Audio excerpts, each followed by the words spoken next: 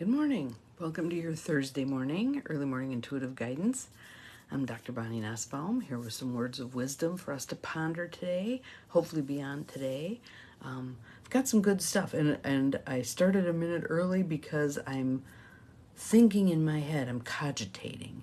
Now, how do I weave these pieces together? These pieces that feel a little bit disparate, but they aren't, into a cohesive presentation to all of you. Good morning, Cindy. Glad you are here. You're the first one popping on today. So welcome, welcome. And so I'm ruminating. Good morning, Joe Neal. Glad you're here. And then I thought, give it up, Bonnie. Quit trying to engineer how this needs to come across. Turn your mouth over to the universe and allow it to come out. So that's what we're going to do. And it might come out smoothly and eloquently, like many of the speeches people have been listening to recently, or it might come out a little bit clunky. Does not matter. Does not matter. However it's meant to deliver, it's going to deliver. But I'm really excited about the message, especially the second half of the message that I'm going to deliver today. So, and I'm going to give it a minute for others to come on. If I forget you two, will you remind me before we're done that I need to let everyone know that tomorrow will just be the initial YEMIG. I won't be able to post it to all the other platforms I usually do because, drum roll please, I am getting a new computer.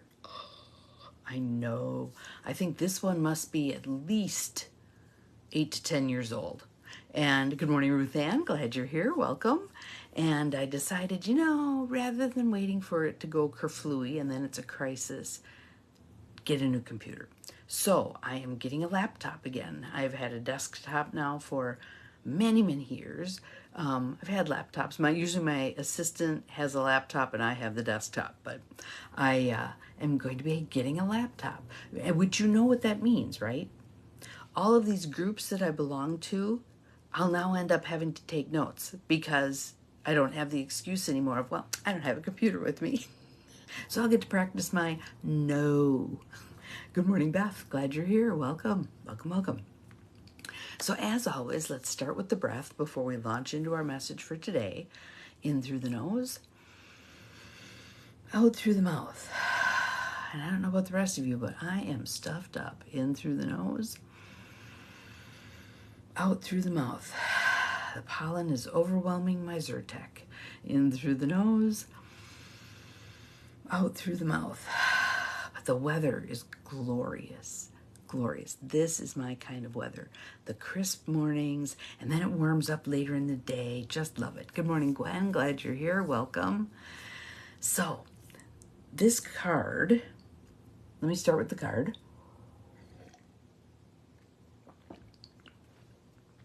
And by the way, there was another, if you follow psychics, there was another reading yesterday, I think it was yesterday, from Victoria Laurie that was kind of funny because she's trying really well to behave herself, and it isn't going very well because she's chortling about things that are occurring. So let's see, 53, me, yes, we dipped into the 40s today. So yeah, it's time. And fall is my favorite season. Good morning, Angie. I saw you go sliding past. Fall is my favorite season, so really excited to have trees changing, etc. Then in Wisconsin follows that season that I'm not fond of. I loved it in Michigan, upper Michigan, because it was white, crystally, fluffy snow, and here it's that wet, heavy, heart attack inducing snow.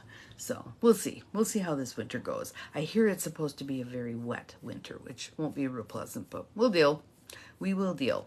So let us begin. Good morning, Janine. Glad you are here. Everybody's popping on. So again, let me repeat, tomorrow's YEMIG, because I do that on my phone, will be up on my business page, but it's not going to be on all my other platforms until I get my new computer back and until I figure out how the hell to use it.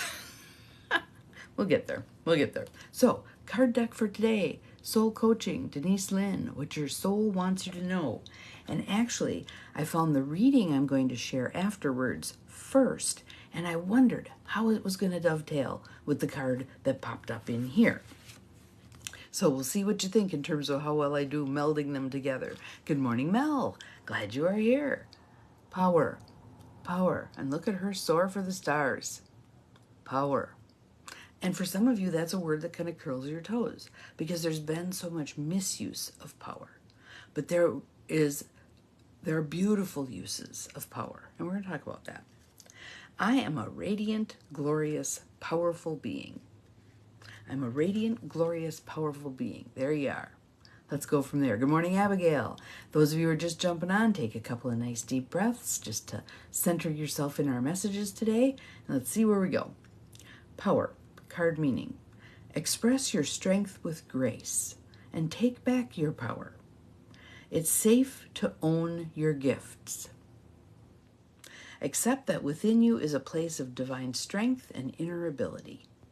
And think about that. Thank you, Cindy, for posting that. Think about that with regard to your interactions with others. How can your power, your internal power, be a creative force in your relationships with others?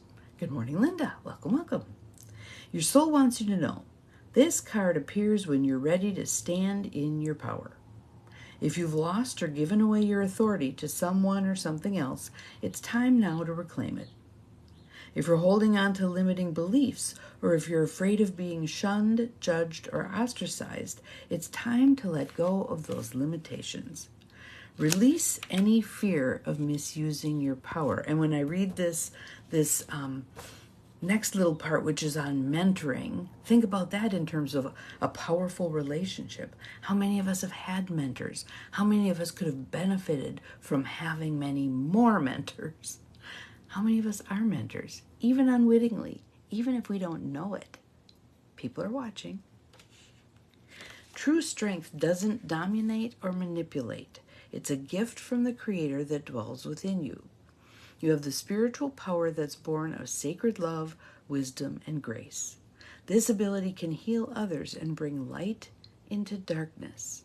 So let's talk about that in terms of a mentoring relationship. What I want to read to you, some of you get this, I know, Richard Rohr's Daily Meditations. He's calling this week the real work of mentoring.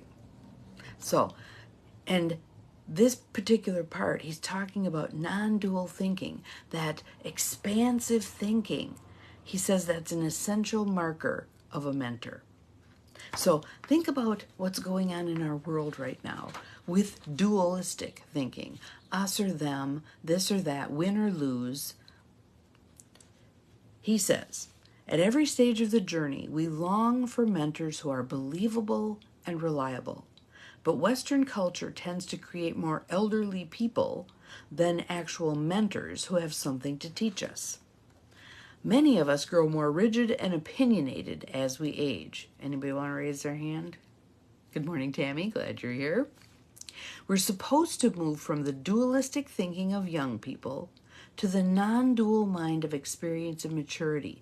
Again, that breadth of knowledge, the expansiveness, knowing that we don't know it all, right? And we never can. This is why, all things being equal, elders should be more skilled at patience, forgiveness, mercy, and compassion than teenagers. Some of us ebb and flow on that. All of us ebb and flow on that, right? If we remain self-assured, self-righteous, self-seeking, dualistic thinkers, we cannot become bridge builders or agents of reconciliation, not even in our own families or neighborhoods. So think about that. The goal is being a bridge builder, an agent of reconciliation. How do we become those who help heal what's been broken? Presently, I like this next part, listen carefully. Presently, too many of our religious leaders seem uninterested in true interfaith dialogue. How do faith-based communities work together? Imagine the power that is present when they work together. Instead of they're in their silo, doing their thing, everybody repeating stuff everybody else is already doing, instead of coming together, collaborating, and getting so much further ahead. Boy, do I see it in the housing project we're working on. Our politicians seem incapable of seeking the common good, committing instead to win-lose models. Those at the helm of financial sectors live on extravagant bonuses while much of the world goes hungry. Again, that's one of the reasons I love Generative Local Community Institutes so much and partner with them, because I see their vision. Their vision is there's no reason that the person running the show should be making any more than like 3 or 4 times what the person who's getting the lowest wage in that company gets. How is this disparity 3,000 times more than the person who's making the least? How is that justifiable? Let's see. Instead of moving away from dualistic thinking, the people who have become mentors have used the system to become even more entrenched and dualistic instead. Father Richard names how mentors are called to support others in their real work. Capital R, capital W. A mentor is someone who champions and guides us through our real work, which is always going to be focused on the inside, not the outside. Hello, Linda. Welcome. Glad to see you here.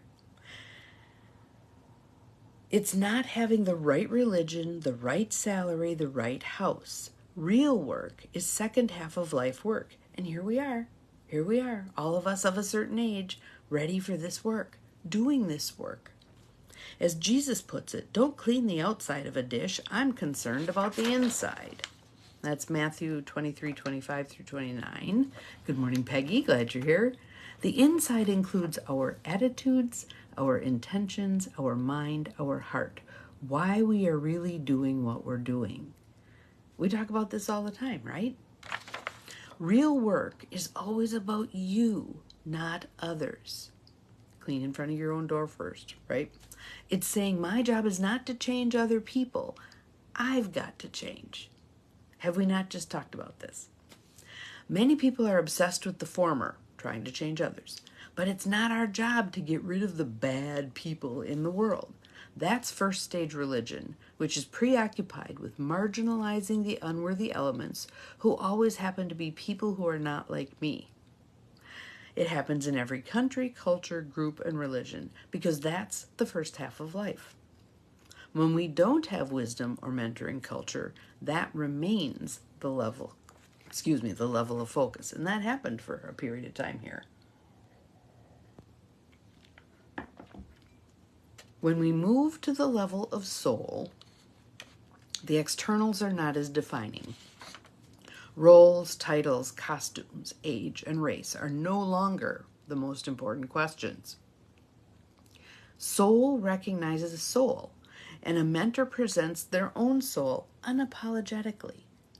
I am what I am, warts and all. I've got some faults, but I know I've got some gifts too. I offer you my gifts, and I hope my warts don't get in the way of those gifts. That's the kind of honest mentor that we all want and that our civilization needs to lead us to the real work. I loved that. I love that. So where are we all at? Where are we all at in terms of being those wart-filled, gift-filled entities that go forth into the world and share ourselves? Good morning, Carolyn. Welcome. Glad you're here. And share ourselves and move our world forward, right? That's where strength and power can come in. It's speaking our truth. It's especially speaking our truth to corrupt power. We're reclaiming power as a gift. We're reclaiming power as a gift that can do good, not as something that runs roughshod over people, especially people who are the have-nots. We need to be working toward there being no people who are the have-nots. Are we ever going to arrive? Probably not. But again, the more effort and resources we put into lifting up everybody, the better off we're all going to be. Because again, I've said it a bazillion times, a chain is only as strong as its weakest link. So, how well are we dealing with those who are disadvantaged, who don't have all of the assets and the resources? I was reading in, and I love how right now I'm reading Michelle Obama's book, The Light We Carry, and how it is dovetailing so beautifully with what's happening at the convention. It's just really interesting. But so what was my point with that? She was talking about when she first became aware that she was having to run a little harder in the race, or a lot harder in the race, because she was a woman and because she was of color. And that upon arrival at various goals, oftentimes the people around her, typically white males, would denigrate her efforts to get there. So she basically said, here I am trudging up this mountain and kicking the boulders out of the way and clawing for every bit, and I get to the top huffing and puffing, and there are the others who rode up in a vehicle on the other side with a picnic lunch that someone else is serving them, blah, blah, blah. And they look at, why is the playing field not level? And who do you think you are to, crash our party? So we need to be crashing the party. We need to be crashing the party. And interestingly, it was so exciting as I was reading Heather Cox Richardson today. She was talking about some of the speeches from yesterday, and she mentioned Mindy Kaling. And I thought, that is really so interesting, because at what I was reading in the book last night, there, Michelle Obama was talking about Mindy Kaling having been a writer who was added to the writing team for The Office as a, what did they call them? It's a hire that, it's like an affirmative action hire. That isn't the word, but an affirmative action hire. And how she felt like a bug under a microscope because everybody knew she was the affirmative action hire. And I think at that point, she was maybe the only woman or one of two women, and she was certainly the only one of color. And where she's gone from there. So the justification of lifting up some people so that they get the opportunities they wouldn't otherwise get. So interesting stuff. Power. How comfortably do you embrace your power? Your power to speak your truth, your power to walk your path, your power to confront the things that are inequitable in the world, in your world and beyond your world. How willing are you to embrace that power? What would you like to do with that power? If you were not afraid, what would you do with your power to confront what is? What would you declare? This is a question one of my mentors from my training program a decade ago or longer asked us each time we had an event. If you had the world stage for 5 minutes, what would you say? What would be most important for you to put forth? And it was interesting because many of us kind of denigrated the things that we were most passionate about. And her thought process was, no, embrace what it is that you are passionate about. So for me right now, it's housing. For my sister right now, it's taking care of dogs. For other people I know, it's myriad things. Kids getting good education, kids having food to eat, homelessness, whatever your issue is, they all have value. And there's enough of us that when we get on board, when we exercise our power, all of the things will be covered. They will be covered. Yes, there are so many things that need to be addressed. We, the individual, can't address them all. Focus your attention. What's most important to you? And trust that there are others who will focus their attention on what's most important to them. That's all we need to do. What's most important to me? How do I speak truth to power in that arena? How do I move things forward? Baby steps at a time. All right? So have an awesome day. We'll see you again tomorrow. Remember, I'm going to repeat because there's 14 of you on here now and there'll be others who are watching later. Tomorrow will just be posted on my personal or my business page because I'm doing it on my phone, and once I get a new computer, then I will go back and post onto all the other platforms. But if you want to find me tomorrow, you got to be on my Dr. Bonnie Nussbaum Facebook page. See you tomorrow. Have a good day. Bye.